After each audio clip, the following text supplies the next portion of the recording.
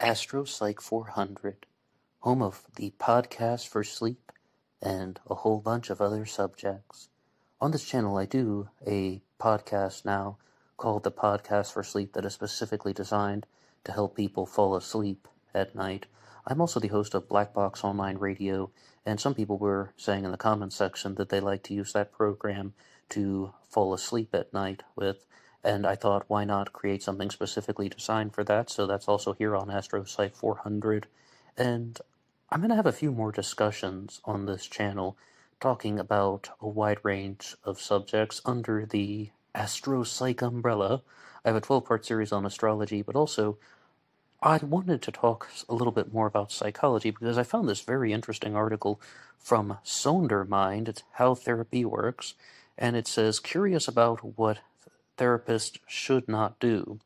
And they have 24 points about what a therapist should not do in a counseling session. And I think that should include anyone in that profession, therapists, counselors, psychologists, anyone of the sort.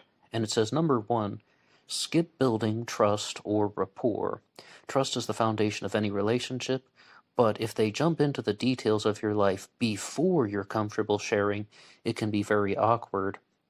I think that one really is a pretty basic one, and I don't need to give too much commentary on that one.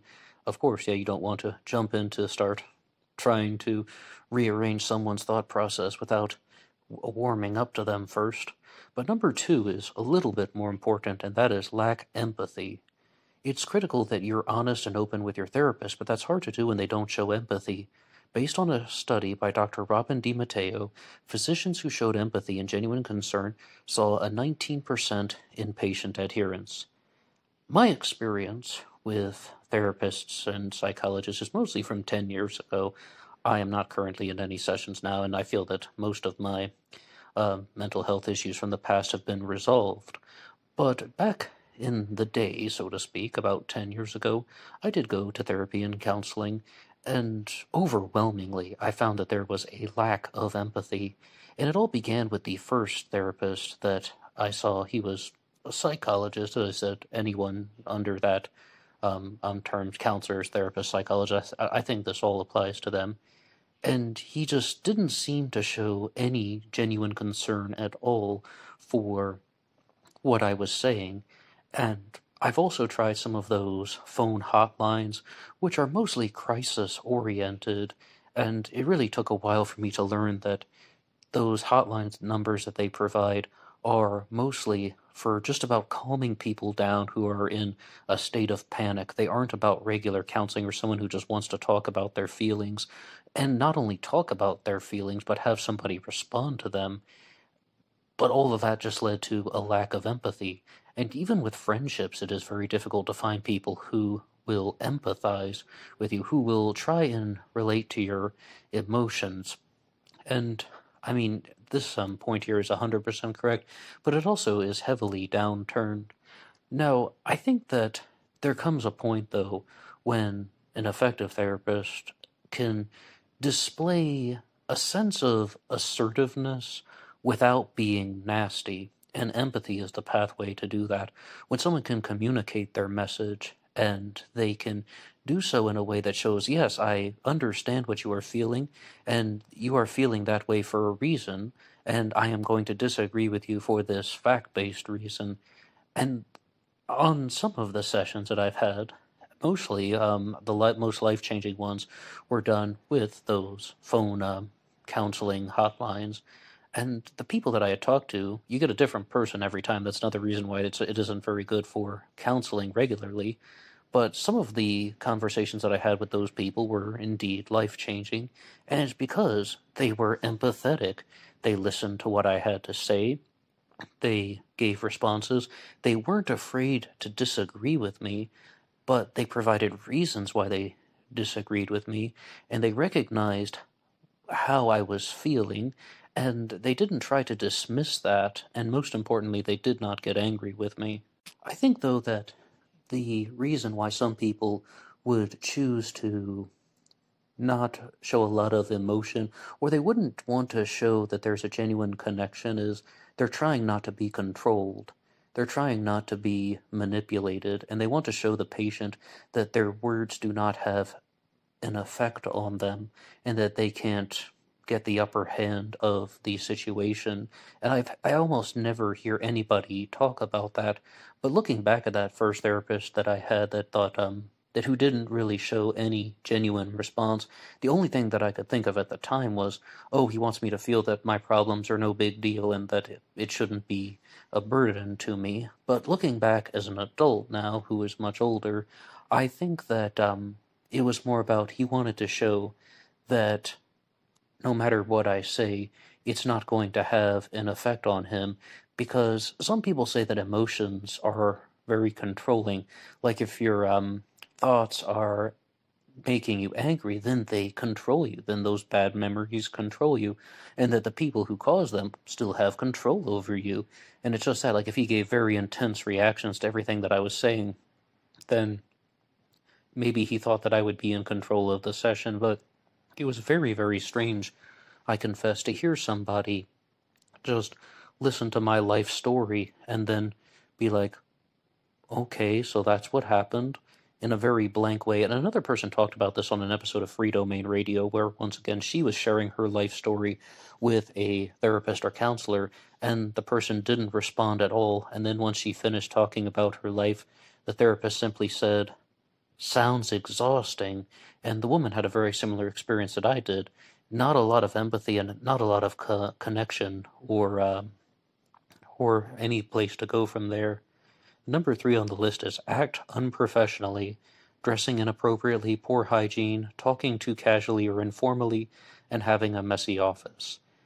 Part of me wants to believe that people are allowed to be different, you can do anything you want, you can be any kind of person you want, but the other side of me, and the older I get, the more I see this, is once you have a more conventional and basic approach to people whom you aren't immediately familiar with, then that has a more successful outcome.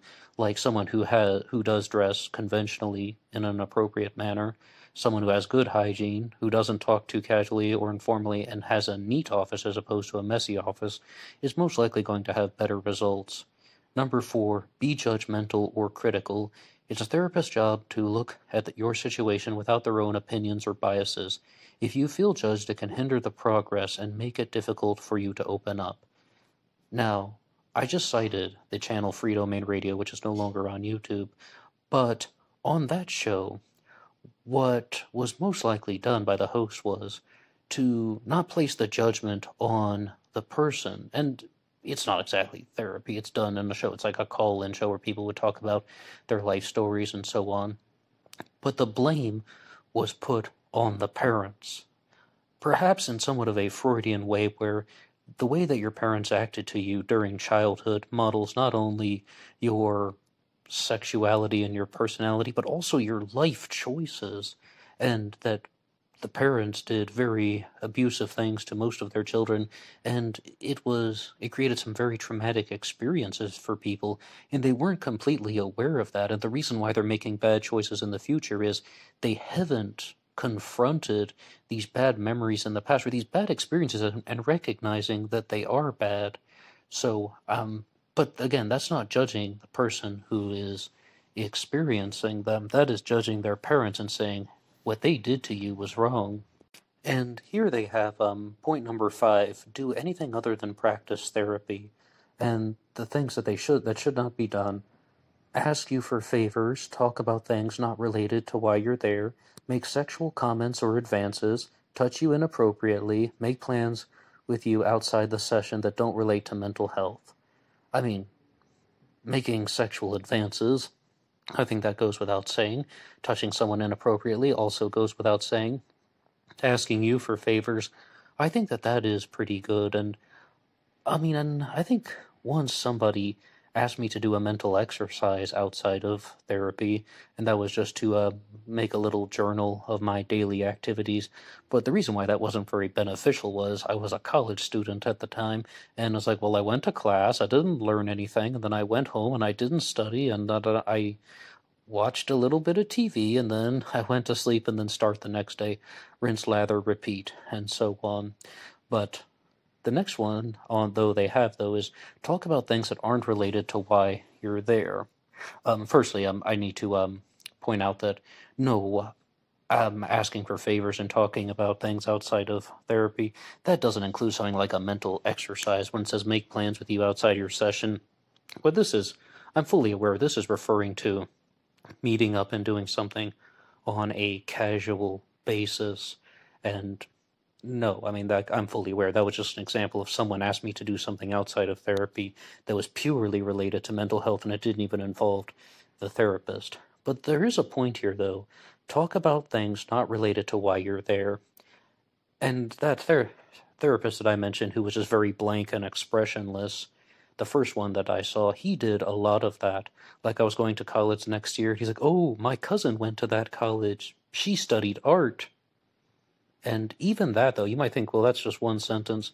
But as someone who was actually going there, I mean, I was really, didn't really have too many expectations about therapy other than I thought that it was supposed to make my life better. And he really did that very excessively. No matter what I would say, he would find some way to incorporate himself into that. And I felt that it really killed a lot of the potential for the discussions, because it's always just about some unrelated sentence about his life. And he told me this very long story about having a summer job and what he did that summer back in the 60s or something like that. And again, I was like, well, when I was a 17-year-old listening to that, I was like, well, what's your point? Your life was better than mine? The way that teenagers respond to situations is really quite different than the way adults respond to situations.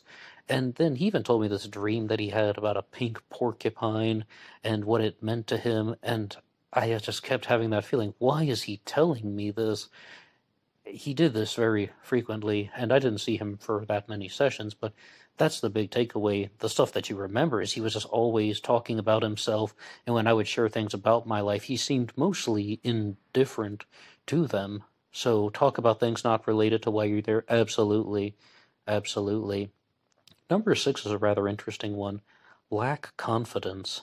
A therapist should not appear nervous, shy, or unconfident because it can raise doubt for you as the client. I don't think I've ever met one that appeared nervous, shy, or unconfident. Here's an original observation that I did put together after looking back on my life 10 years later, and that is that I think that every therapist that I have seen or talked to, or people who work in that profession whom I did not see as a patient, but that I've known personally. You know, you meet someone who majored in psychology, you meet someone who works as a psychologist just on a casual basis, and they're like a friend who has that profession. What they all seem to have in common is they have an enormous amount of confidence in their likability. This thing about being unconfident, no, all of them were confident. They were confident in their likability. They think that people like talking to them. And when, say, for example, somebody like me came along and I didn't like talking to them, I didn't like their personality, they didn't know what to do and they didn't know how to respond, and some of them flat out gave up. And the final person that I saw when I was 21, she simply just gave up and stopped trying, was just like, whatever, more or less. And the first person that I seem to keep harping down on, he never really tried to begin with, and he probably forgot who I was about 5 minutes later after the final session.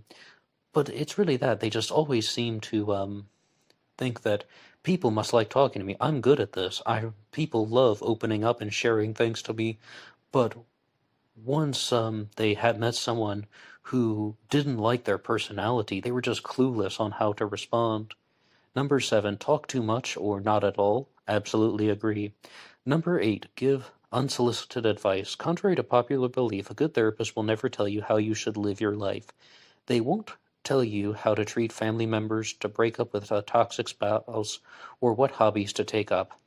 No matter how long it takes or how hard it is, a therapist's job is to guide you to make your own decisions and build awareness of your thoughts and emotions. Now, I told you I had a couple life-changing conversations with people who do those phone crisis hotlines, actually, more so than counseling hotlines. They just advertise them as mental health hotlines, but mostly I do insist those are about crises, because they're just going to try to tell you to calm down, more or less. Well, why don't you calm down and read a book? But I don't really think that that ever really has helped anyone. Like, there's even a meme about that on Facebook. When someone is angry, the thing you do not want to do is to tell them, calm down. And I do have to tell you this. When I was a kid once, I was just throwing a temper tantrum the way the kids do. And my father kept saying, calm down, calm down. And it just fueled it so much worse. And I remember very clearly that it was fueling it because he is firstly trying to control me, and I'm not trying to be controlled. I'm throwing a tantrum. And secondly, it was also that I was the center of his focus at that point, and it was not attention seeking, but a feeling of importance, rather. But about unsolicited advice, I said I had that discussion with somebody who he's a mental health professional, and I am not, as I'm fully aware of this. I'm sharing things from the experience side of the receiver, and it says they won't tell you how to treat your family members to break up with a toxic spouse or what hobbies to take up. I told that guy something about how, do you think therapy is for people who know that there's something wrong in their life, but they don't know what it is? Whereas if you know what's wrong, if you know where the problem is, but you don't know how to solve it, then you should turn to life coaching. And he said, no, not completely, because therapy can be about things like advice. It can be about advising, especially when it comes to coping strategies and like, what do you do when you're angry? What do you do when you're sad? How do you respond to these types of changes? And to people who have things like panic attacks, well, how do you cope with that? Coping strategies are very important. Granted, that isn't exactly breaking up with a toxic spouse, but another thing that this gentleman shared with me was that there are specific types of counselors. Like, if you want to explore ways to improve a relationship, there are relationship counselors, and they can offer services that are more focused. So perhaps it isn't exactly unsolicited advice. It is rather more focused on making choices in a very specific area. Now, I talked about that show, Free Domain Radio, and it is very similar to therapy. It was hosted by a guy named Stefan Molyneux, who has since been deplatformed because he said a lot of far-out things that were not related to therapy. He is not a therapist, but his wife is, and she runs, I believe, an online therapeutic practice. But what he would do on his show is, even though it's similar to therapy, now he would give unsolicited advice. He would flat out tell people, oh, that person's mean to you. Get away from them. Yes, leave your wife. Now, pack a suitcase and get out of there. And the thing that he was famous for was telling people to leave their parents, defooing, disassociating from your family of origin. And I know that this is an oversimplification, but he was the guy who was very anti-spanking. That was somewhat what he was famous for. And it used to be like, if your parents spanked you between the ages of 0 and 4, if your parents spanked you when you were a child at all, then they don't really love you, and then you need to leave them. I fully admit that that is an oversimplification. However, I do think that there were some pieces of wisdom that he had, and also several pieces of crap, to be honest. Not everyone is going to be perfect, but for something like that, a discussion show, perhaps he could get away with the unsolicited advice. Number 9, share confidential information. I agree, goes without saying. Number 10, seem bored or uninterested. Drawing on their notepads, yawning all the time, being easily distracted, not focusing or concentrating, being late to sessions, doing anything other than talking or listening to you. Now, when I was talking about how that first therapist seemed absolutely bored out of his mind when he was talking to me, he didn't do any of these things. He was just completely blank and expressionless, and he did what a lot of people do. This happens very frequently, especially on those phone services, is they will paraphrase what you say back to you. Like, if you were to say, when that happened, I felt frustrated, and then he would say, you felt frustrated when that happened, like rephrasing my sentences. And I've read up a little more on the subject, and it appears that that's a way to show the patient, that is, that you understand what they're saying and to encourage them to speak more. And it definitely got me to talk more, but, well, he didn't really do anything with the information that I provided to him. And I didn't quite understand at the time that it was about being honest and recognizing where problems come from. But that gentleman on the phone that I mentioned before, he did point out that no matter what, a therapist is expected to know that someone's poor life choices are coming from a place of emotional trauma, and it's the responsibility of the practitioner, therapist, counselor, or psychologist to figure out what's going on. You can't put all of the weight on the patient. I mean, the reason why they're going to a mental health professional is because they want to figure out something that they don't know. So, for him, he was just simply expressionless, blank, and acted like he was indifferent to me. So that's a little bit different than this number 10 seemed bored or uninterested. Oh, absolutely, he did. But number 11 is avoid admitting mistakes or accepting feedback. Well, I mean, I don't really think I've ever been to a session where somebody would have accepted feedback. I mean, it really seems more about they want to prove that they are in control. And again, they have a very high confidence of their ability to do this. And no, I mean, I can definitely express discontent or be like, hey, I'm not really getting any benefit out of this. And they'd be like, I'm sorry. Yeah. Okay, number 12, though, definitely talk in technical or academic language. I did see someone who was a psychiatrist for one session, and I had such a terrible experience with him that I did not go back. And this is not even related to the bad part. I'll save that perhaps for a different episode. But what he did was he gave me a very long explanation for something, and I did say this back to him. All right, now, for someone who isn't a doctor, what does that mean?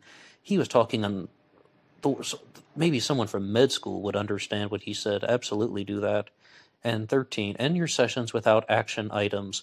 Talking through problems or difficult issues during your first sessions is one of the most effective ways to treat a mental health condition. But if talking is all your therapist does, how can you take action in real life when you're not around them? During sessions, a good therapist will give you the tools you need and the actions to take home with you. This will help you build independence and handle difficult situations on your own. I mean, that sounds good, right? That sounds good, right? Except this is way too much of a double talk answer that has been written out here. I think that that's just it. Like, a lot of people are not necessarily too big on what to do, and some people, though, are very big on the actions. Like, for a brief time, I think it was actually just 4 sessions that I saw one person whom I haven't mentioned yet in this discussion, and I guess she was the best person that I had bonded with face-to-face, even though I still had a bad experience with her, because she definitely gave me the impression that she was putting on an act and putting on a facade, and she's just behaving in a certain way to manipulate me. And, like, have you ever had this experience where somebody's personality just changes, like their facial expressions, their mannerisms, and then it's almost like you're talking to an absolutely different person? And now I will reveal my true self. Okay, listen here. You know, like, and that's pretty much what she did during one session, and she said some things that were, I felt to be rather insulting, and I found, I mean, at first, I really took it to heart, but then a couple months later, I was thinking, if she's going to use some type of twisted, backwards way of trying to manipulate me, then I don't have to respect her if she had just told me flat out what she wanted to say. But, again, I think with that particular person, I didn't really have the best experience because I was already more or less in a good place mentally, and I know that doesn't sound much, so everyone's going to hear that, oh, you're in denial. No, but I was in a good place mentally, so she wasn't able to do a whole lot. It's like, yeah, everything's fine now, and, well, I mean, that's just my own personal experience. So, the thing about action items, that person did, though, she did do things like action items. She did do things like, goal setting. Goal setting is one of the most important things to do in life, but the problem was, though, I was a young male at the time, and all I wanted to do was talk to girls, and that was my goal, and she's like, that's not an appropriate goal. I'm like, yes, it is. 100% yes it is, and stand by everything I said, and I kid thee not. But I really found that when I actually set a goal that, oh, I want to go to college and I want to get this type of degree, then I end up actually doing them. I want to get a job in this field, and I end up actually doing it. I want to move to this city, and I end up actually doing it. Like when you actually have a goal that you work toward, I find that I end up achieving them much more frequently than you'd expect. Number 14 is fail to explain why therapy is no longer needed. Yeah, absolutely. They should provide reasons why they're not going to do it anymore. 15. Make promises or guarantees. There's no way of knowing what type of therapy will work early on, especially if it's your first time. No disagreement here. 16. Answer phone calls during the session. I agree with that too. 17. Show insensitivity to your culture, religion, orientation, rage. No, it doesn't say rage. It says race or age. I was reading a little bit too fast. As far as race and age go, really about age. I mean, I almost did it again. I said rage. No, that's just it. Jordan Peterson, the psychologist, does this very poorly. Oh yeah, when you're 17, you don't know anything. 5 years ago, you were 12. When you're 18, 6 years ago, you were 12. You know absolutely nothing. I don't think anyone has ever made a successful persuasive case by telling somebody you don't know anything. Oh, you can do it by telling them other people don't know anything. Now, you might agree with what Peterson said, that teenagers don't know as much as they think they do, but I remember being 17, and if somebody had said that to me, I would have just dismissed them as being one of the biggest jerks around. That, and in all fairness, 17-year-olds do know things. Because Jordan Peterson says very clearly in another one of his lectures that the ages of 16 to 25, particularly in males, are the peak periods of creativity. They might know an enormous amount about things, but they're immature. Yes, they are juvenile and uneducated, of course. I mean, at the age of 17, most people haven't even gone to a college or a university yet. Some have, but most have not. So I think that insensitivity to age would perhaps go in there, and just, it's not a persuasive tactic that should be used, telling someone you don't know anything. Instead, why don't you show them things that they could learn? And culture, religion, and race, yeah, okay, I mean, that those go without saying. 18. Use different psychotherapeutic methods without your permission, such as CBT, cognitive behavioral therapy, then switch to humanistic therapy, psychodynamic therapy, and MBCT, mindfulness-based cognitive therapy. I can't really comment too much on that, but I can follow what they're saying. I'm just not familiar with all of those methods. Number 19, seem overwhelmed.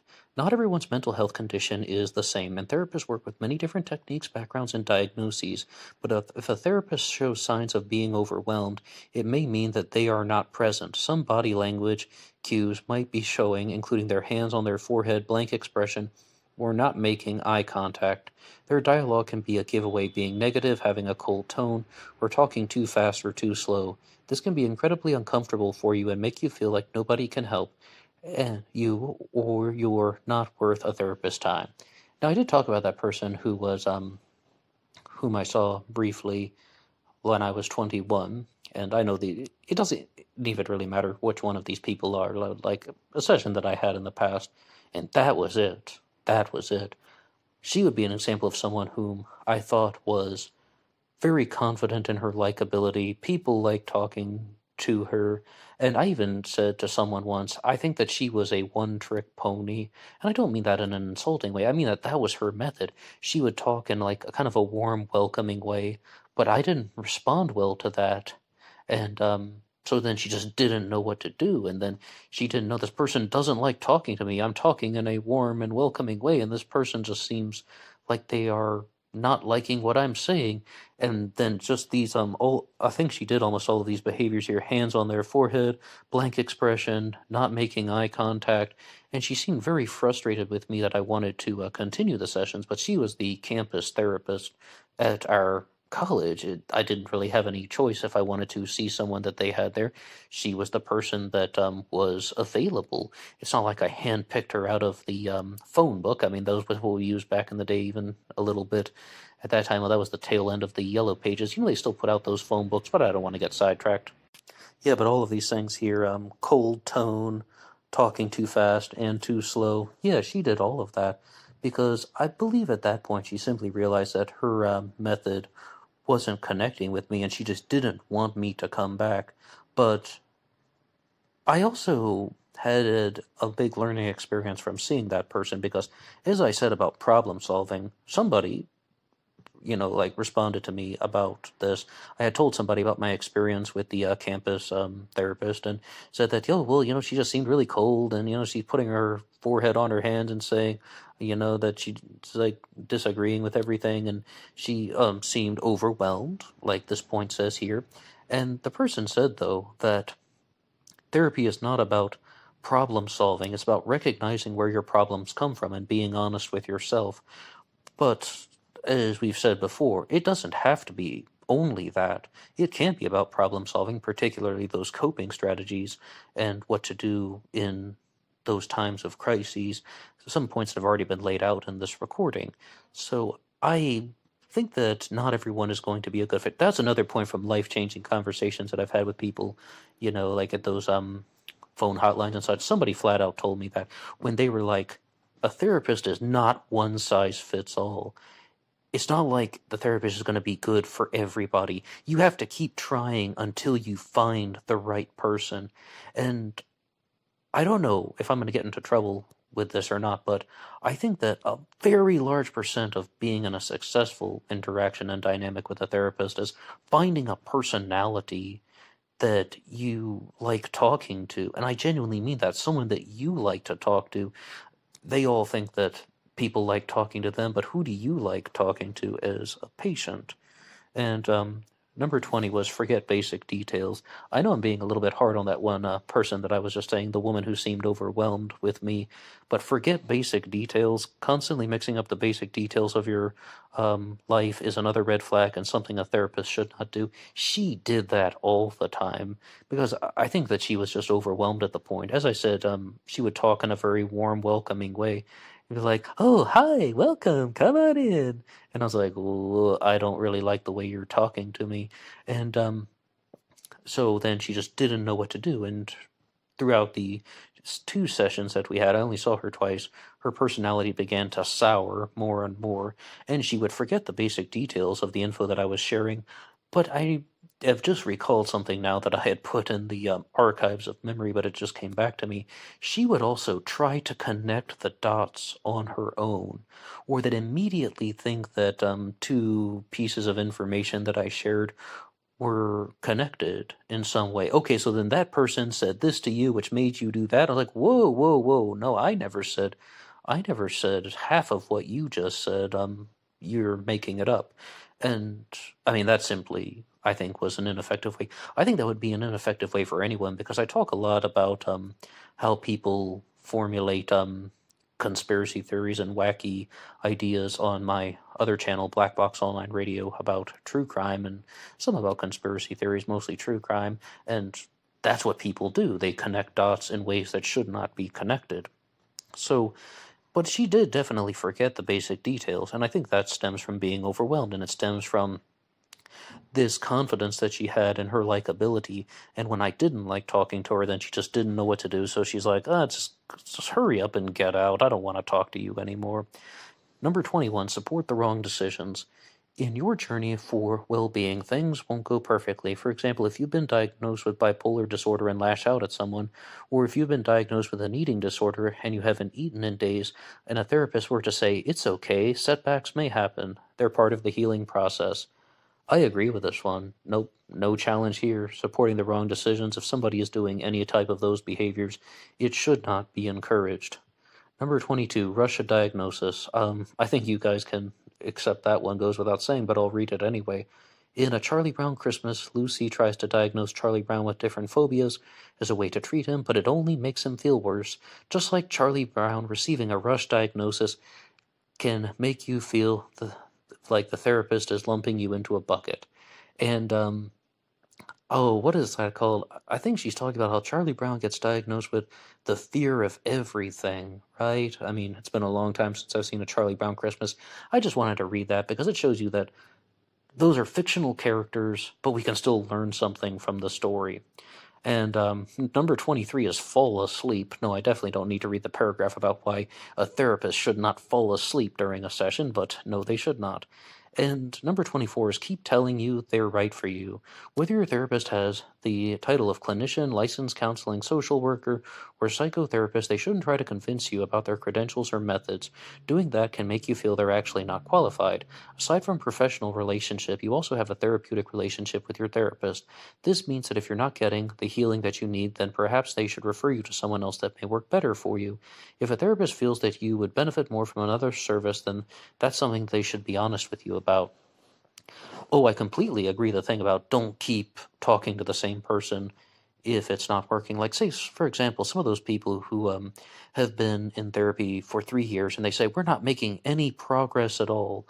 And you have to wonder, though, well, why are they choosing to stay with that person? And again, it doesn't mean that I can judge them too much in any way. It's just something that I'm curious about. Why would not only the patient want to stay with the therapist for 3 years if they're making no progress, but why doesn't the therapist, or as they said, licensed counseling, social worker, anyone under any title, why don't they refer them to a different person? Why don't they refer them to somebody else so they might have more success with them? And I also am quite puzzled by some of the stories that I've heard, like on the channel Oak Leaves and Onions. The host of that one, I think she's anonymous and doesn't give out her real name. She simply said that when she was a teenager, she saw a therapist for quite some time, and she described it as it's like he had his eyes closed in a dark room, and he was feeling around for an object, but he didn't know what shape it was. And it really took me a while, and you guys can do that. Visualize it now. Close your eyes and imagine you're in a dark room and you're feeling around for an object and you don't know what shape it is. Well, I'm really quite surprised that she would say that because, from learning things about reading online, it seems like that somebody would firstly want to find where are the childhood traumas, how did somebody's parents behave toward them during their youth, which would lead them to be making inappropriate, destructive, or harmful decisions in the future, or even impractical decisions like why do they keep making the same mistakes over and over again with their job hunting or with relationships? Well, I mean, to find out where was the traumatic experience in their life.